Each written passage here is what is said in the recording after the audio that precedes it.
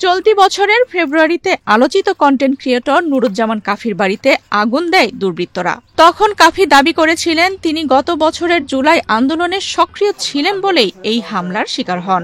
বিষয়টি নিয়ে সে সময় ব্যাপক বিতর্কও সৃষ্টি হয়। সেই ঘটনার প্রায় ৮ মাস পর অবশেষে কাফিকে পরিপূর্ণ ক্ষতিপূরণ প্রদানের উদ্যোগ নিয়েছে জেলা প্রশাসন। যারা দুজন আগুন দিয়েছিলেন তারা এখনো জেলে আছেন এবং তারা অন-60তেও তারা স্বীকার গেছেন যে আমি জুলাই আগস্ট আন্দোলনে ছিলাম, ধানমন্ডি 32-এ ছিলাম, যার জন্য আমার ঘর বাহির থেকে লাগাইয়া পোড়াই দিছে। তারা নিজেরা স্বীকারোক্তি দিয়েছেন আর কি।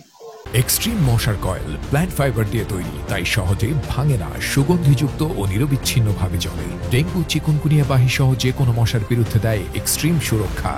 এখন বাস্তবিকভাবে তো আমার পরিবার সবাই এই ঘরটার ভিতরে ছিলেন, 2টা পরিবার ছিলেন, তো পুরো ঘরটাই নাই।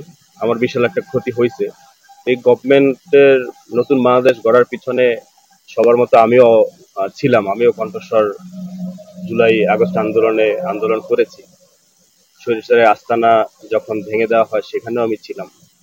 তো আমার মনে হয় যে আমার যে এত বড় বিশাল ক্ষতি হয়েছে, এখানে আমার সরকার আমার পাশে থাকা উচিত, আমার ক্ষতিপূরণ দেওয়া উচিত। এখন তারা আসছেন, অপেক্ষা করছি এবং সেই সাথে আহ্বানও করছি যে আমার ঘরটা ক্ষতিপূরণটা দ্রুত দেওয়া হোক। 30 সেপ্টেম্বর মঙ্গলবার দুপুরে পটুয়াখালীর কলাপাড়া উপজেলার রজপাড়া গ্রামে কাফির পুড়ে যাওয়া বাড়িটি পরিদর্শন করেন পটুয়াখালীর অতিরিক্ত জেলা প্রশাসক মহসিন উদ্দিন। এ সময় তিনি ক্ষতিগ্রস্ত বাড়িটির অবস্থা সরেজমিনে ঘুরে দেখেন। পরিদর্শন শেষে তিনি দ্রুত সময়ের মধ্যে সরকারের কাছে প্রতিবেদন দাখিল করে কাফিকে পরিপূর্ণ ক্ষতিপূরণ প্রদানের আশ্বাস দেন। তার ঘর পোড়ানোর বিষয়ে সরকার থেকে যে সহযোগিতা করা দরকার, ক্ষতিপূরণ দেওয়া দরকার, সরকারি নিয়ম বিধি মোতাবেক সেটা তাৎক্ষণিকভাবে আমাদের উপজেলা প্রশাসনের পক্ষ থেকে প্রদান করা হয়েছে।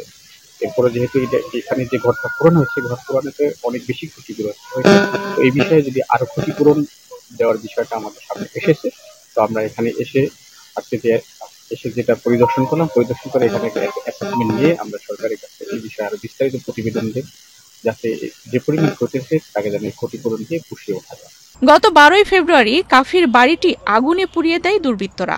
সে সময় বাড়িতে তার বাবা মা সহ স্বজনরা থাকলেও তারা নিরাপদে বের হতে সক্ষম হন।